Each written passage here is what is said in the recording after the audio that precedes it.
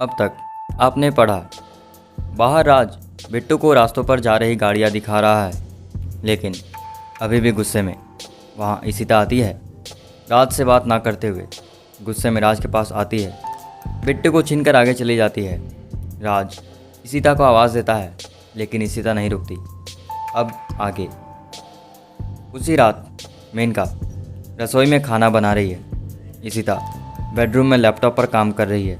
बिट्टू उसके साथ बैठा है। राज हॉल में टीवी देखता हुआ समीर का इंतज़ार कर रहा है। इशिता की तरफ देखकर मेनका से कहा, राज, मेनका, आज खाना गर्म नहीं होगा तो भी चलेगा। वैसे भी आज घर का माहौल कुछ ज़्यादा ही गर्म है। इशिता, सुन लिया मैंने। मेनका और राज चुप हो जाते हैं। राज टीवी देखने लगता है। तभी डोरबेल बजती है। राज जाकर दरवाज़ा खोलता है। सामने समीर और नैना समीर की बीवी को देखते हैं। जैसे ही समीर कुछ बोलने की कोशिश करता है, राज उसे चुप रहने का इशारा करता है। समीर धीरे से, क्या हुआ? राज इशारों में इशिता गुस्सा है और समीर की वाइफ को उसे समझाने को कहता है। राज, अरे समीर, तू आज अचानक यहाँ कैसे आना हुआ?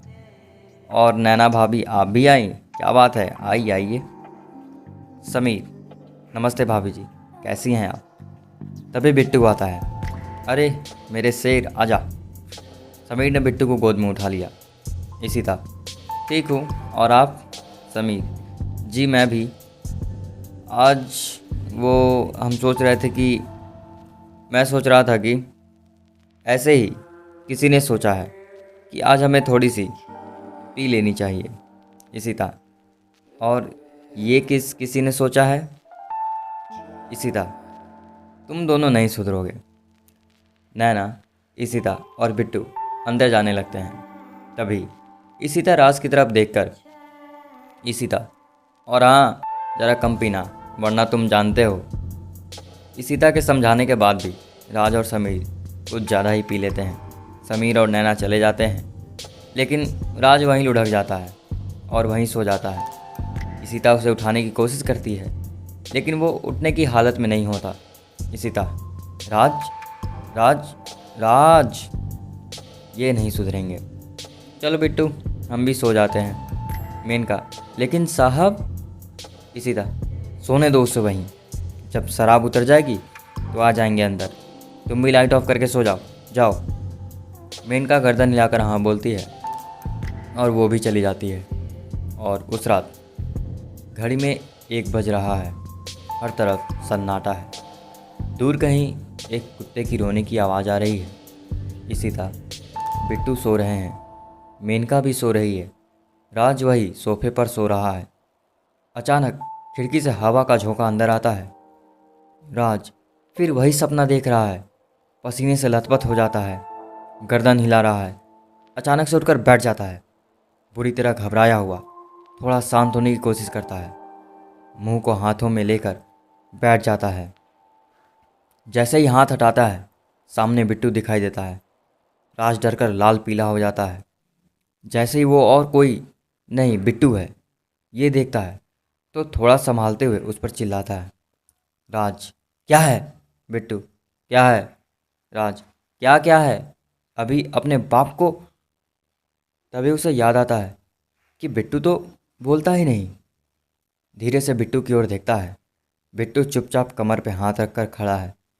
बिट्टू बोल ही नहीं सकता, ऐसा खुद को समझाता है। राज, क्या हुआ?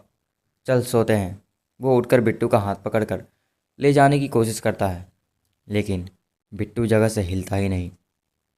राज जोर लगाता है, थोड़ा और जोर लगाता है, फिर धीरे से घबराते हुए बिट्टू की ओर देखता है।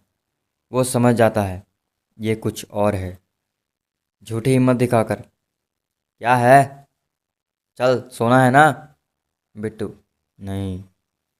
फिर से चौंक जाता है, डरता है, उसे कुछ समझ नहीं आता। राज, क्यों? पहले चुप रहता है। राज हैरान हो जाता है। तभी बिट्टू, भो, अलतबा गलतबा भो। क्रमशः। आज के लिए इतना ही काफ़ी है। अब हो गई शुरुआत। बिट्टू जो कभी बोल नहीं सकता वो कैसे बोला? ये राज का सिर्फ वहम है या कुछ और है? तो है क्या? आखिर क्या है राज इसके पीछे? राज ये राज सुलझा पाएगा? जानने के लिए सुनते रहिए और आपकी राय मुझे ज़रूर बताएं। धन्यवाद।